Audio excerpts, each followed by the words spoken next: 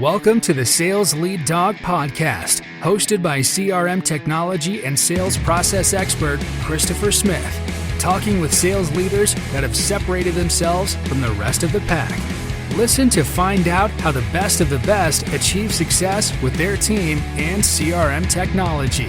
And remember, unless you are the lead dog, the view never changes. Welcome to Sales Lead Dog. My guest today is Kami Thompson. Kami is Key Account Manager for Vervint. Kami, welcome to Sales Lead Dog. Thanks, Chris. I'm excited to be here. I'm excited to talk with you. Tell me a bit about Vervint. I'm happy to do it. So, in full disclosure, I've been with Vervint now since August 1st. I'm pretty excited about it.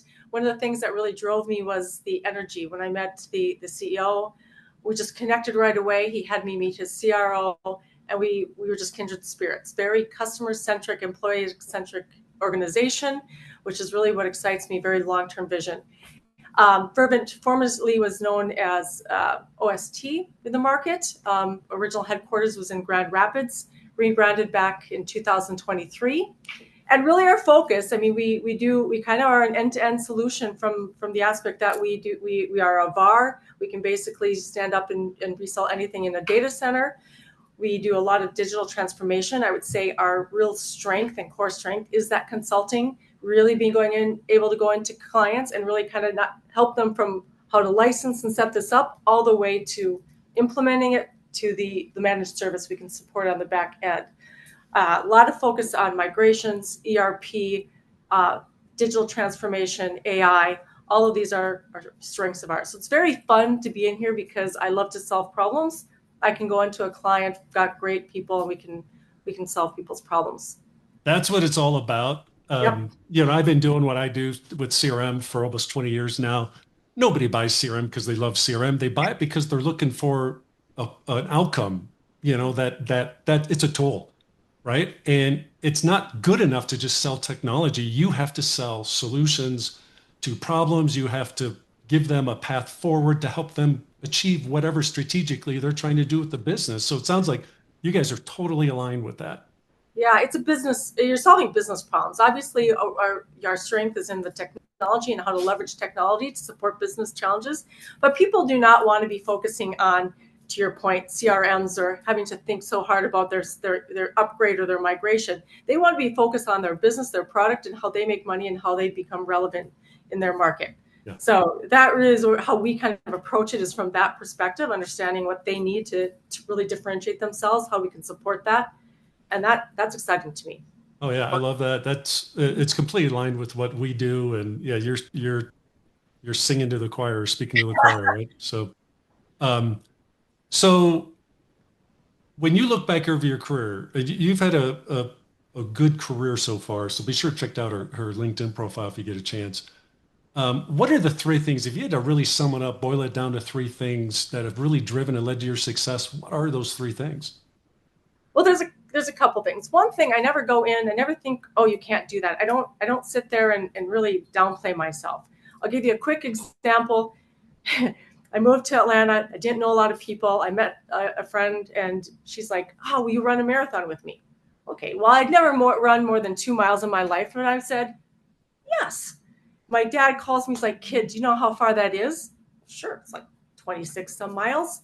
It never occurred to me that I couldn't do it. I don't block my mind in that way. And that has always helped me, because if you look through my career, I started off more on the business side. My degree is in business and marketing. And I started off kind of in the business analyst, accounting, cost accounting.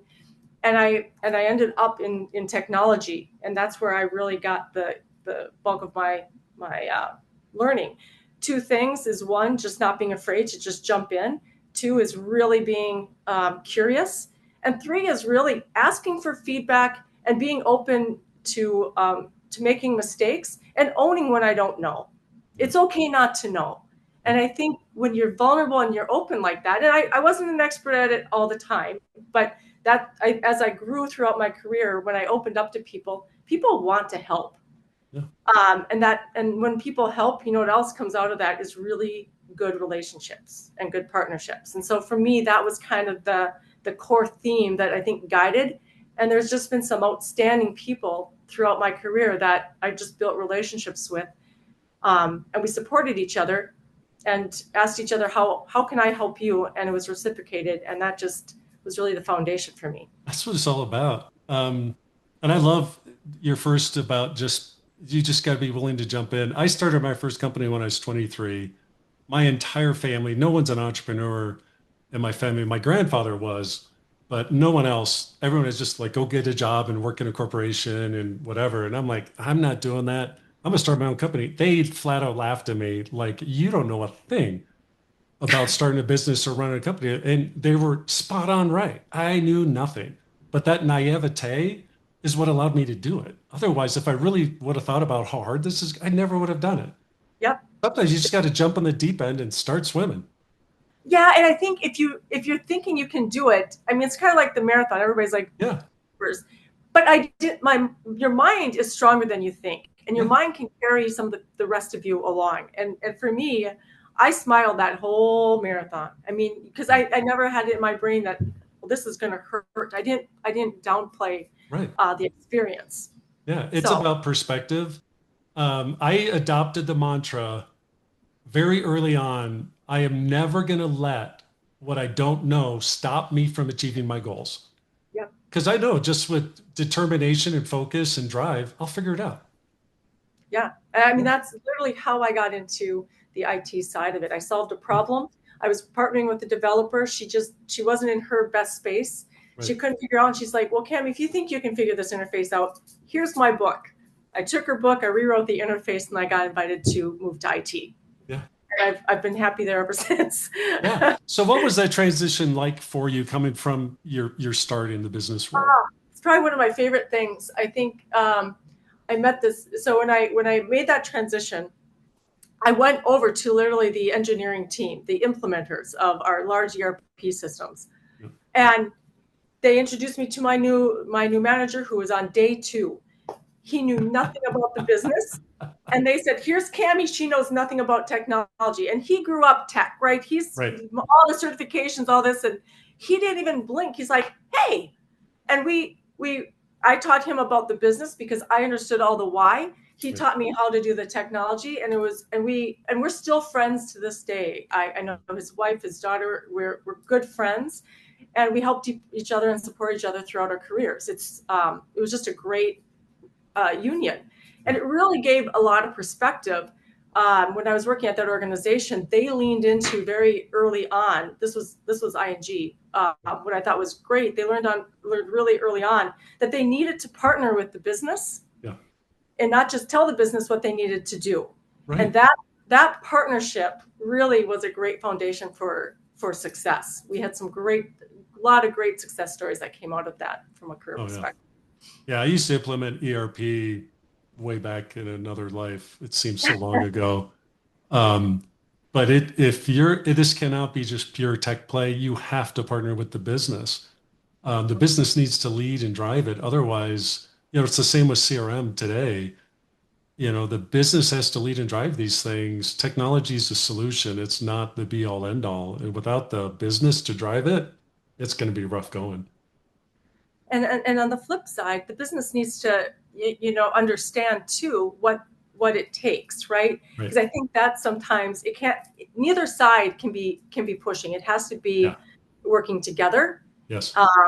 And understanding the different options and risks and things that come to play. But both parties have to come in willing to listen and partner together. That's right. Yeah. And not make any assumptions like, oh, this shouldn't be that big. This shouldn't be that hard. Yep. You just never know. The devil's in the details. Hey, we're taking a quick break to thank you for listening to and supporting the Sales Lead Dog podcast. I want to take a moment and tell you about my book, CRM Shouldn't Suck. If your CRM feels more like a black hole for data than something that actually helps your team sell, you're not alone. The book breaks down why CRMs fail for so many businesses and what you can do about it. No fluff, just real strategies that work. So go to crmshouldn'tsuck.com to order your free copy right now. That's right, we're giving it away. And while you're there, take 2 minutes to check out the CRM Impact Score. It's a quick diagnostic that shows you how your CRM is really performing, where it's helping you and where it's hurting you. You'll get a personalized report with clear, actionable next steps you can start right away to maximize your CRM investment. We've also got blogs, videos, and a bunch of other resources to help you finally get the results you were promised when you bought your CRM. And if you're watching on YouTube, hit that like button and make sure to subscribe so you don't miss any future episodes of Sales Lead Dog. Okay, let's get back to this episode of the Sales Lead Dog podcast. So tell me about your transition into sales. What's the story behind that? Again, you guys. So the transition from sales it's interesting. I worked for Oracle briefly, and that was I would call it a bit on the pre-sales, but I was really more on that delivery arm, really partnering with sales there. And then I moved to Coherent. And what was great about that company was I had known the CEO for a number of years, a lot of respect for him, and basically what I started off in delivery because delivery was my strength, right? I'd done a lot of this work as far as ERP systems and so forth. And my experience just married really well with building relationships with clients. And in this organization, it was you were delivering and you were also that relationship with the client. So almost similar to a key account manager, kind of that kind of model. We had a smaller sales team. And what he really wanted is he wasn't looking for a salesperson to come in and lead the team. He was looking for a leader. So my leadership experience, he called me and said, I think you should lead sales. And that was really how it happened. And it made the good part was really at the end of the day, when you're in services, how you deliver is the core and the guts of what you do. Yes. So I could speak to that. I was very passionate about our people and delivery, which helped me from how we presented that externally. Yep. And really, I came in, I learned a bit about how we were positioning ourselves from that aspect, learned the team. Yep. And then it really came down to just plain leadership, right? At the end of the day, one thing I took away from one of my previous employers, Target, great, outstanding company at building leadership. One of the philosophies they had when I was there, and I assume they still have it, but don't want to speak to them, was if you're a good leader, or a great leader, it doesn't matter what you're leading. It's really just how you inspire other people, how you listen. So I don't have to be an expert in databases to lead this team. I need to have the right people with me and inspire them and provide and remove barriers, right? So taking that mindset and coming over to sales, I really didn't let that intimidate me. Obviously, I need to understand really what is needed to support my team, really what my metrics are and how I understand what good looks like. You have to do that as a leader. Yep. But at the end of the day, it's really making sure that you inspire people, you incentivize people to support the initiative that you're going after, whatever that strategy is. And in this case, it was a lot of fun for me. I think the first thing I did is I had a team that I would call them SDRs. They were the folks that were going out and just doing that lead generation. Then I had the sales team, and they were competing at first. Yeah. And so then it was more kind of walking them through, guys, you are incentivized to support and help each other. You should be working together. It benefits both of you if you work together. And we started to build that energy and that relationship. And once we started to kind of bring that cohesiveness, then magic started to happen. It was very exciting, very fun. So yeah. That was really kind of how I shifted over to sales. And then I just learned a lot through that experience as we grew the team. I think there's a lot of benefits. There's risks and downsides as well, but I think there's a lot of benefits to come into a leadership role like that with a blank slate. That you're not making any assumptions. You're coming in, like you said earlier, I'm gonna listen. I'm gonna talk to people and I'm gonna listen to really learn and identify where the issues are and how do we remove those barriers and move forward. Well, and I don't think you can go into any leadership role without listening. Yeah. Because you come in, my dad used to say when I was a kid, my sister and I are very different. And my sister, and she's changed a bit. She's grown, so I don't want to throw her under the bus here. But back then, she's like, Dad, you have to buy me jeans, right? I would come to my father and I'd say, Dad, jeans happen to be on sale right now, and I really need this many pairs. It would do us better if we bought them now. And I would reason with him and see it from his perspective and hear his perspective, right? Not just go at it. It's the same thing with leadership. If I just go and say, Christopher, do this, it kind of makes you cringe, right? Yeah. You're not really inspired to do it. You're just going to do what you need to do to get the job done. You're going to move out your day. Yep. But if I get you excited about the why, and I listen to your perspective, and I say, I like it. We can't do that for this reason, or we can do that for this reason, and you feel heard, and it's a team effort. Yep. People get excited about what they're doing. They feel a part of something, and I think that makes the magic. So I don't believe in ever coming in and not hearing people. Even if things aren't working, you still get really good nuggets when you listen to people about their perspective of the business and their role. Oh, yeah. And it's being open to learning yourself. If you come in as a know-it-all, good luck, but it's like, it's another great way to build that bond and the relationships between people is learning from them. It's like, it's what I love about this podcast is it's a masterclass in sales and leadership every time I do an episode, and I come out so energized listening to the people on my program, so now you are a runner. I am. Yes. How do you leverage that experience that just, we for the listeners, we did a little pre-talk and she was sharing some stuff with me. When I say she's a runner, she's hardcore runner. So how do you leverage that in your role as a leader? So there's a couple things I'll share. I've got a couple quick little nuggets, and I think a lot of us can make sports analogies. One quick one. When I was helping people and motivating people and getting people to just start, I had a guy once ask me, he's like, Kami, I keep running 5 miles. I can't get beyond 5 miles. Can you tell me what to do? Yeah, you need to run farther.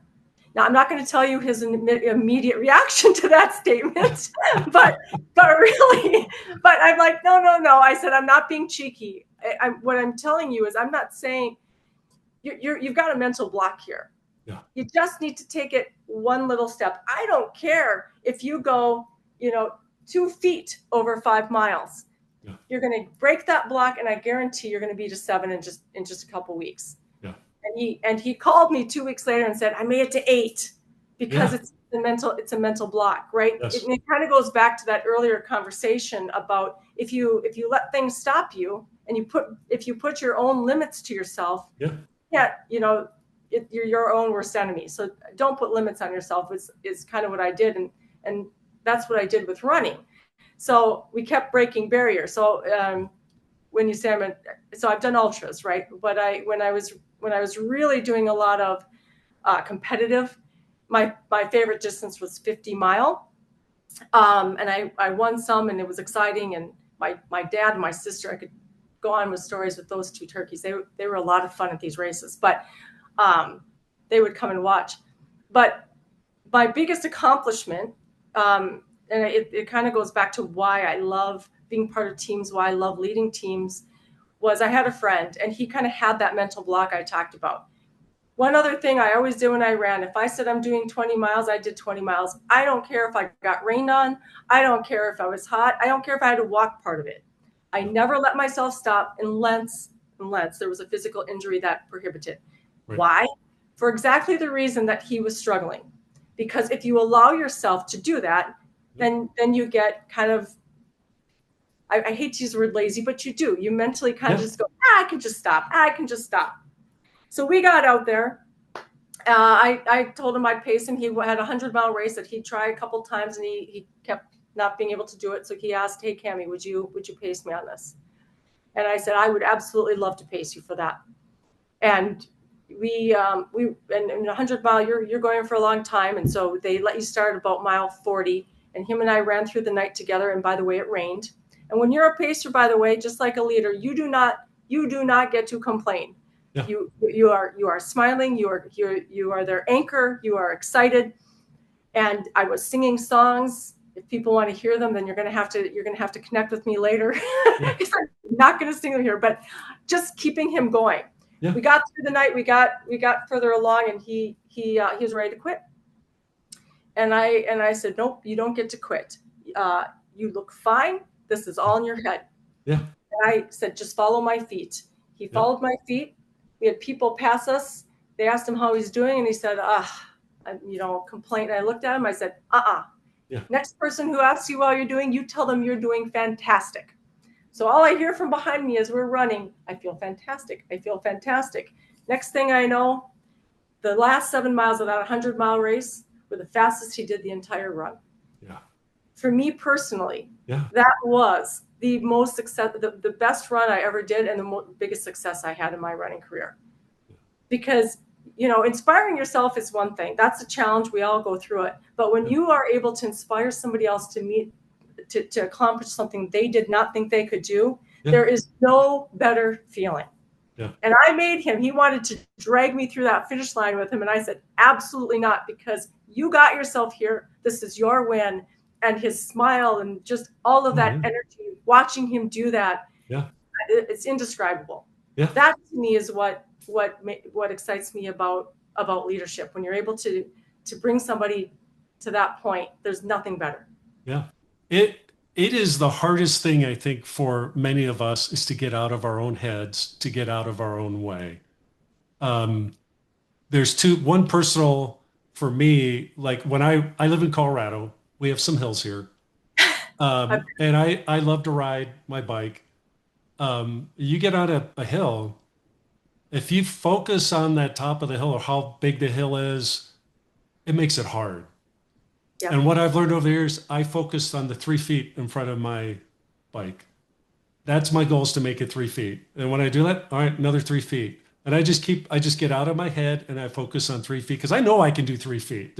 I don't care how big the hill is, I can do 3 feet.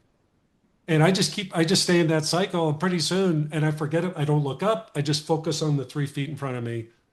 And it's just a chunk at a time, baby steps, however you want to call it. You can get wherever you want to go if you just take it a chunk at a time. Don't focus on the big goal. And I had a previous guest on the podcast who climbed Mount Kilimanjaro. I had him on the show, like a week after he got back. Wow. And he told a story about how they were going to summit, and they were going to summit at night. And it's, 14,000 feet or 15, whatever it is. It's cold, it's snowy, it's icy, it's miserable. And they told me, we're going to do this at night. And he's like, why are we doing it at night? And they were like, it's the ground will be firmer and it'll be easier for you to get up, blah, blah, blah. And he wanted to quit so many times, but he had a Sherpa with him, and the Sherpa's only job was for him to summit. That was it. What let him stop? He's like, because they knew as soon as you stop, you're going to stop. That's it. And so you keep going. You just got one step in front of there. Just focus on your next step. And he summited. He was so excited. Took him, I forget how long, like 7 hours, 8 hours overnight to summit. Made it down in like an hour and a half, something like that. And when he got to the bottom, he asked the Sherpa, the leader of the Sherpas, like, what? Didn't make sense why the ground didn't feel all that firm and whatever. Like he's like, oh no, we do it at night because you can't see the top. If you do it in daytime, you can see the top, how far it is, and people mentally psych themselves out and they quit. And so people as leaders, we have to remember this, that forget about these end goals. It's just, what's our next chunk? Let's just focus on our next chunk and get that done. Eventually, we're going to hit our goals. And more than likely, like you said, we're going to blow past our goals because we're just worried about that next chunk in front of us, And I love that story you told. I love that. Well, and I love the story you told, because now I understand. I summited Mount Rainier and they made us do it in the middle of the night. I'm like, I wonder why we're doing this now. Now I know. Yeah, no, exactly. If you ever go to Kilimanjaro, that's why you're summiting at night. It's on my list. It's definitely on my list. Yeah. And no, it's like it truly transformed him, because now he's thinking like, I can do anything. I absolutely can do anything. I'm not, and he had all kinds of demons. We all do, with self-doubt, with, stress, whatever's going on in our lives. It's hard to get out of our heads It is. sometimes. Well, and that's another thing that I learned. I was always kind of a self-healer, self-fixer. Yeah. So, I admit it. There are times I had to learn to get more vulnerable. I had to learn to just kind of share. And again, that goes back to the being able to say, I don't know, but also just, other people feel more comfortable and relate to that when you're not this. I'll tell you another quick little story of how I kind of started to learn that. When I was in school, my dad was an outstanding mathematician. He taught math early in his career. I got to college and I was getting a D in calculus. And let me be very clear. I didn't get Ds. I barely got Bs. I wasn't a natural A student, but I was that person who always worked to get an A. Yeah. And I was just devastated. And I called my dad, and my dad's like, and I thought he was going to be just disappointed. Yeah. Biggest fear. Yeah. And I called him. He's like, kid, I got physically sick every time I tried to do calculus. My brain didn't work that way. And just him saying that made me go, oh, it was relatable. It made him human. It made him, you know what I mean? And I think all of us think sometimes, oh, I'm the only person that doesn't get this. Right. And then all of a sudden you realize other people you're not that unique in some of the struggles that you have. Yeah. Others are there with you. Yeah. And it just makes you more approachable. And then you get the support you need too. I had to learn that. I think I wish I would have known that earlier in life, earlier in my career, and really thought hard about, that my dad's teaching in that it's okay not to know something, be perfect, or always do everything exactly right. It's okay to have hard times in your life and struggles and try and figure out how to balance things. Yeah. We're all humans, and we're all there together in that. And it's okay to share that. I remember when I was a young entrepreneur, I was so scared of letting people know I didn't have a clue what I was doing. And so I just always had this persona of super confident, on top of things, blah, blah. I was scared to death. Like people come to me like, hey, what do we do about this? And I had no freaking clue, but I was totally willing to make a decision and like, well, let's try this, And I learned over time that it's so much better for everybody if we say, I'm not sure. What do you think? See where it goes. And it's just such a better experience for both people, whoever's involved. Yeah. And I think, when you go in, and even from a consulting perspective, it's okay to say, you know what, that's not my strength, but let me get the answer. Yes. That comes across much better than just guessing and throwing it out. You build trust, credibility. You do not have to be the answer person. Right. Just, find a way to get the answers another way. Admitting that that actually, to me, gives you more credibility and trust than always being the person with the answer. Yeah, I don't want to be the answer person. I'm gonna get you the answer person. That's exactly because that's all people care about. They don't care how you get there. They just want an answer. That's it. So that's another lesson. It's a hard lesson for me. Yes, I had to learn that one too. You don't have to be the person with the answer to build confidence. You just have to be the person that gets it. Can you give us an example where this attitude, this can-do attitude that you have, really made a difference in a tough situation? Yeah, I think so. Back early on when I was doing ERP implementations, one of my first things as a tech lead is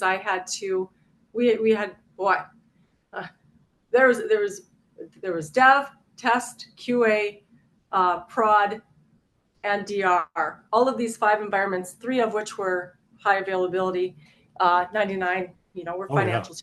Everything was uptime before cloud, dating myself. But, and we had less than a year. And it was all brand new. It was a huge hop. So, and it was me. And this is where kind of that sales comes in. I reached out and I made relationships. And when the head of my department asked me if I could do it, I said yes. But then I told her what I needed. Yeah. I'm going to need somebody to help. So I trained a person that was offshore in India. I recorded the script. I ran, and then I said, I'll just call me if you need help, but run it at night. And I kind of built this process. And at the end of the day, you just dig in and you learn and you ask for help. So I made relationships with the Linux people because we went from Unix to Linux. I knew nothing about the Linux systems. Yeah. The DBA was doing hot backups for me. I learned all these things and I created partnerships. Yeah. And to me, it's a mindset of can do, but also not looking for the ways that you can't do it, but looking for how you can do it, right? So I just spent all that time focusing on how can I get this done. One of the bigger successes in there was when we were going to go and go live. Everything was quick. I had a guy who was taking this on for the first time. I let him do a dry run through QA, and I said, "How are you feeling?" He's like, I'm scared, because he goes, I don't feel confident going into prod. Yep. Okay, so let's do DR first. DR is less critical. They'd never done it that way. Yeah. But I just went in and proposed it, looked for the ways that we could get it done. And we exceeded the expectations there. We beat our timeline on both of those environments, because you just build that confidence. Yeah. So it's just, it's two things, right? It's going in and just, I'm going to figure this out. And then it's also being creative, not just following that path in front of you that everybody's gone, but taking some detours where it makes sense and setting yourself up for success. Okay. So you clearly enjoy problem solving and working with talented teams. I do. What's your process for unlocking creativity in a group that may be stuck or they're burned out? So one of the things that I've learned sometimes it's easier to edit than it is to start new. And I think sometimes people get blocked when they are just mentally exhausted. Yeah. So sometimes I've done this with clients too. Okay, let's stop trying to recreate the wheel. This is what I'm thinking. And I just kind of start them, and it can be a hack job, right? Because then they're, really, that's what you're thinking? But then they got to get involved and they get engaged. And then the other aspect of that is that I'm not perfect either. So then they feel like they can add value, right? So I try to not put everything on other people all the time. Right. Don't just feed me. Let me present something. Let me share where my head is. Now kind of help me edit and poke holes in what I'm doing. So they're not always the ones having to create. Right. And I would also open doors with people when I was in the sales group. As a sales leader, I always said, I will make time. You've got an idea? Tell me what your idea is, right? So allowing people to come with their own topics, not just telling them what the topic is. And you'd be amazed at the things that people would bring and just share. And they weren't fully vetted. And then I would share some ideas. And then, right, it's just creating that openness. Yeah. I'm never going to just take your idea and say, well, that's absolute. I'm just not going to do that. I'm going to find the good things and the things to enhance. Yeah. And as long as you're open and you're excited about it, because I generally am, that's where that curiosity comes in. I love hearing about what people are doing. I ask a lot of questions. Yep. Then that's fun, and it makes them think too. Yep. Now, you mentioned early on in the episode that you're in a new role, and there are a couple of months now. And you really, it sounds like a big part of your decision to join the firm is the CEO and the CRO. What was it about their personalities, their leadership traits, qualities that made you or contributed to your decision to make this transition? Energy. So businesses are businesses. We're all they're going to have their ups, they're going to have their downs. You're not going to walk into a perfect role, period. It's just not the thing. But the people, right? Yep. I was not running away from something. The company I was working at, I had a great experience. The difference was now you ever get to a point where you're like, I've done what I can do here, and now I'm ready for a little bit of reset and a new challenge. And really, they have a great, we're in a growth mode. I liked their approach. I liked their energy. I liked their passion, and they're excited and they know where they want to go. So they were basically saying, jump on this train with me. This is where we're going.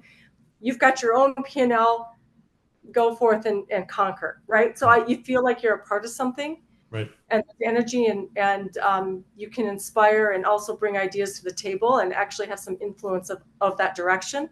Yep. It really hits all the boxes for me. Yep.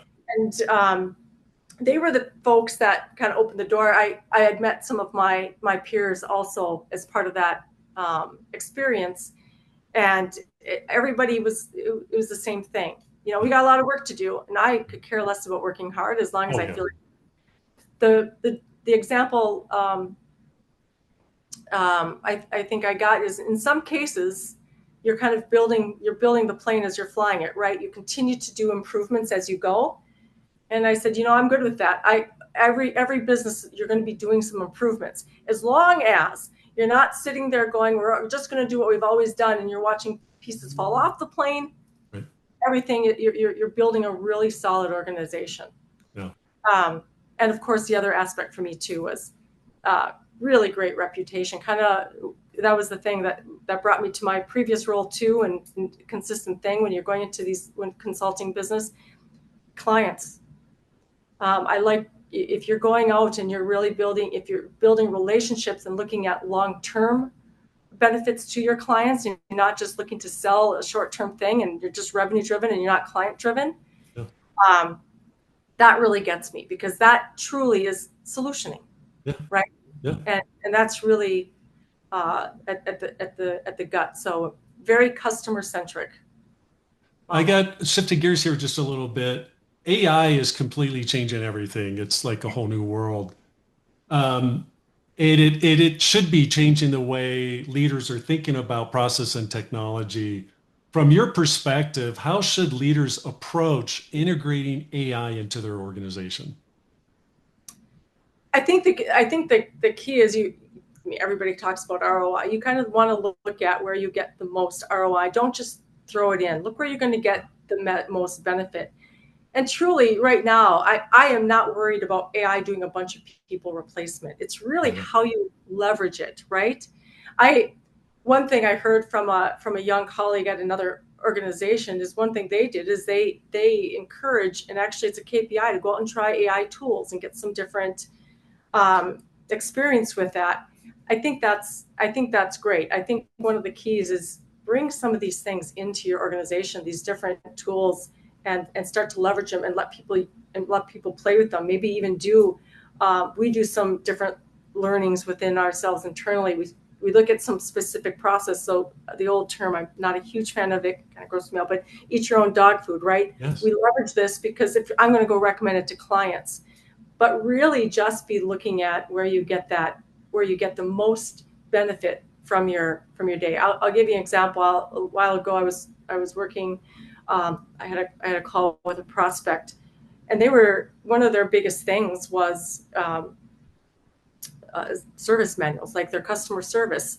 They were sitting there trying to search and find answers for people. Now, instead, you can kind of basically take that and get that bot that can kind of give them the answers right there. They can put some additional, but at least it gives them more of the context, and it just speeds up that customer service, right? Yes. Looking for those areas where it can have the biggest impact. Yes. Is where I see it. Yeah. And but you also have to build it into the culture. Yes. Huge. It absolutely has to be involved in the culture, and it starts with the leaders. Start leveraging it. Start thinking about it. Questioning people. Hey, do you think you could leverage AI for this? Do you think we could try this? And start trying things. Is what I think. So many people are afraid it's just going to come in and take over. I honestly think it's just really how you start to use it. Yeah, I tell people, look, if you do it right, it will become an enabler, not a replacement. It's about enabling people, and what I tell people is, like, look for places where we can improve the customer experience.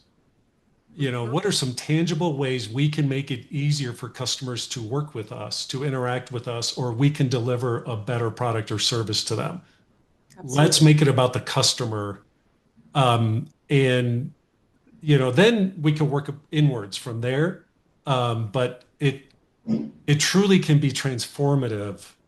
But you have to pick a focus point, and either internal, external, whatever it is, but pick something and start from there. But get started. It's kind of what we talked about. You got to get started, and I think, and you don't have to fast track it and sit there and just do anything AI. Yeah, think about it, but you've got to get in there, get started, try it, and that will start to trigger some creativity and some ideas too. The more you use it, Yep, and talk to people about it, ask questions. ask questions. Yep. CRM, do you love it or do you hate it? I personally love it. I think if used in the right way, it's a tool. I think the key is making sure where people really start to not like it is when you start to impose putting so much information where you're spending more time putting stuff in and you're not out doing what you need to do.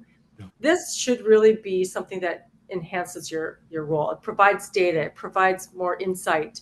It should be, to your point about AI, an enabler. And when leveraged right, it can be an outstanding tool. Some tools will even be able to help you, remind you, hey, you were going to reach out to this person in 3 months. Help you put together those plans. It can help you forecast, right? It can help now, because I'm in services, it's a big deal to me. I need to make sure that if I've got things that are going to be closing, that we know we need people, right? Yes. So it can be really helpful to make sure that you're getting what you need in a really good communication vehicle, just from having that data to kind of tell the story of what you're going to need and do some planning. So I love it as long as it's being used in the right way and we understand what data we're putting into the system and why we need it, and not asking people just because we think we should. Yeah. If you had a magic wand that you could change one thing about CRM, what would you use your one-time magic wand on? Oh goodness, just give me brilliant reports, right? It needs to be easy to report out of these systems. And I think, even within, it's very hard to find any of these tools that, really do it super well. And because quite frankly, I mean, most organizations, you're going to have some tweaks, but just standard. If I'm a salesperson, there's certain things I'm going to need. If I'm a CRO or if I'm marketing, just put some good things in there that we could just get, because what you're going to get out of it really drives and inspires people to put data in. Yes. Right? That takes so much of the work out of it if you can have some visibility to the dashboards and the reports, and it can be easy to get there, because then it really makes people want to put that data in. Yeah. But if you say, put this in, and in 2 years, we're going to have some reports and some predictability for you. Yeah, that's a hard sell. Yeah, you have to connect it to a why, a very compelling why message. I talk about this a lot, that people have to understand why they're spending time. I'm supposed to be selling, but you're asking me to spend a bunch of time in CRM. Now, if you're having them spend a bunch of time in CRM, that's a whole nother conversation we need to have, because it shouldn't be like that. But there's downstream decisions that are being made based on the data in CRM. There's all kinds of business impact. There's so many ways to communicate this.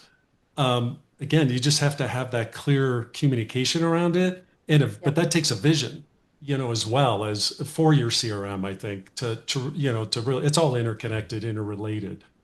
So we've gone a little bit long on this episode, because there's so much I wanted to hear from you, Kami. I appreciate you sticking around with me. If people want to reach out and connect with you, if they want to learn more about Vervint, what's the best way for them to do that? Well, you can reach out on LinkedIn. We can share my LinkedIn contact information. And then my email is kami.thompson@vervint.com. Yeah, that is great. If you didn't catch that, don't worry about it, because we have it in our show notes. You can get that at impellercrm.com/sales lead dog, where you'll get not only this episode of Sales Lead Dog, but our 160 plus episodes now. Be sure to check that out. Be sure to connect with Kami, and be sure to subscribe so you get all our future episodes of Sales Lead Dog as well. Kami, really, really appreciate you coming on the show. This has been a great experience for me. And welcome to the Sales Lead Dog Pack. Thank you. Glad to be here. And before we go, I want everyone to know Kami has a couple special people, or she has some people she shares. My own pack. She's got her own pack in the office. And I don't know if you want to pick one up and show everybody, but this is our first official dog on Sales Lead Dog. It's so cute. Oh my gosh, there's Bentley. He's like, you're waking me up, lady. Yeah, come on, man. I had a good nap going on. What's going on here? keep me So going. cute. So cute. That's the best way to live life. You got a couple of dogs at your feet. That's just awesome. Gotta have Kami, a pet. thank you again for coming on Sales Lead Dog. It's been great. Thank you so much. As we end this discussion on Sales Lead Dog, be sure to subscribe to catch all our episodes. On social media, follow us on LinkedIn, Facebook, and Instagram. Watch the videos on YouTube, and you can also find our episodes on our website at impellercrm.com/Sales Lead Dog. Sales Lead Dog is supported by Impeller CRM, delivering objectively better CRM for business, guaranteed.